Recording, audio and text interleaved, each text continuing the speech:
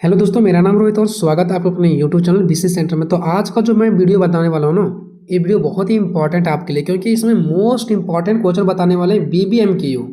ठीक है, BBMKU semester 2 major paper 3 political science का। और यकीन मानो दोस्तों, इससे एक भी क्वेश्चन बाहर नहीं जाएगा, क्योंकि ये क्वेश्चन को मैंने जो सिलेक्ट किया है वो बुक का भी मैंने क्वेश्चन को देखा है, सिलेबस को भी देखा, और जो प्रीवियस ईयर पेपर पूछा गया ना वो सभी को कॉम्बिनेशन बना करके मैंने ये क्वेश्चन आपको दिया है, जो कि मोस्ट इंपॉर्टेंट है। और ये वीडियो के बाद जस्ट एक और वीडियो आएगा जो कि एक महासंग्राम वीडियो होगा, सभी क्वेश्चन का आंसर उसी में होगा।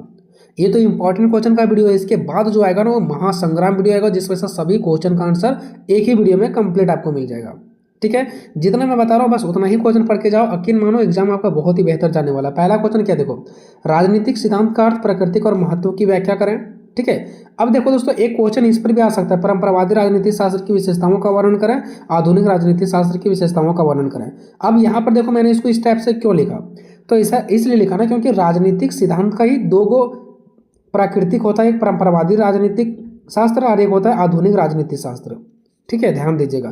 तो एक क्वेश्चन पढ़ोगे तो इसी हिसाब का ये और ये भी कंप्लीट हो जाएगा, लेकिन हम इसका अलग से आंसर बता देंगे ये दोनों का। ठीक है, समझो ये इसी का प्रकार है दोनों, प्रकृति का, राजनीतिक जो सिद्धांत की प्रकृति है ना, इसी का दो प्रकार होता है, परंपरावादी राजनीति शास्त्र, राजनीतिक शास्त्र को राजनीतिक विज्ञान भी कहते हैं। ध्यान दीजिएगा, परंपरावादी राजनीति शास्त्र या तो परंपरावादी राजनीतिक विज्ञान, आधुनिक राजनीतिक शास्त्र या तो फिर आधुनिक राजनीतिक विज्ञान। तो इस पर भी 5-5 नंबर में क्वेश्चन पूछ देता है, कभी कभी इस पर लॉन्ग टाइप से भी क्वेश्चन पूछ देता है 15-15 नंबर का। ठीक है, क्वेश्चन नंबर तीसरा, परंपरावादी मार्क्सवादी दृष्टिकोण के आलोचनात्मक परीक्षण करें। अब ये नहीं समझना कि यहाँ पे परंपरावादी और यहाँ भी परंपरागत जैसा मैच कर रहा है, तो ये नहीं, आपको यहाँ पर ये देखना है, एक मार्क्सवादी दृष्टिकोण वाला पढ़ लेना है। उसके बाद नेक्स्ट नारीवादी पर प्रकाश डालना आपको। ठीक है, नारीवादी पर आपको क्या करना है, प्रकाश डालना है। नेक्स्ट है शक्ति की परिभाषा, इसके स्रोतों का वर्णन करें, या तो शक्ति की परिभाषा इसके सिद्धांतों का वर्णन करें, बात सेम पड़ता है। ठीक है, नेक्स्ट है न्याय की परिभाषा, सिद्धांतों का वर्णन करें, स्वतंत्रता का अर्थ, परिभाषा प्रकारों का वर्णन करें, समानता का अर्थ, परिभाषा और प्रकारों का वर्णन करें। ये तीनों मोस्ट इंपॉर्टेंट क्वेश्चन है, ये तीनों क्वेश्चन आ सकता है, या तो दो भी दे सकता है।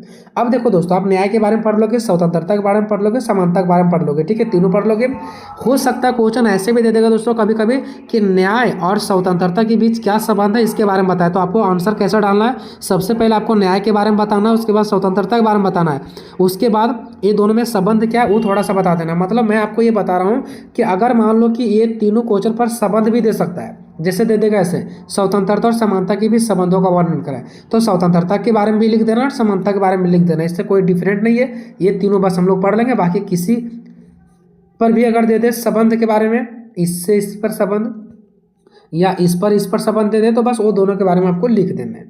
नेक्स्ट, नागरिकता से आप क्या समझते हैं, इसके विभिन्न सिद्धांतों का वर्णन करें। और नेक्स्ट, प्रजातंत्र के सिद्धांत क्या है, इसके समकालीन भाषाओं की विवेचना करें, या तो फिर प्रजातंत्र के सिद्धांतों का वर्णन करें, या तो फिर प्रजातंत्र क्या है। प्रजातंत्र मतलब लोकतंत्र होता है दोस्तों, यानी लोकतंत्र क्या है इसके बारे में आपको बताना है। ठीक है, तो ये टोटल आपका 10 मोस्ट इंपॉर्टेंट क्वेश्चन हो गया। ठीक है ना, अब मिलते हैं नेक्स्ट महासंग्राम वीडियो के साथ, जिसमें से एक ही क्वेश्चन में सारा आंसर दिया रहेगा। ठीक है, तब तक जय हिंद, जय भारत।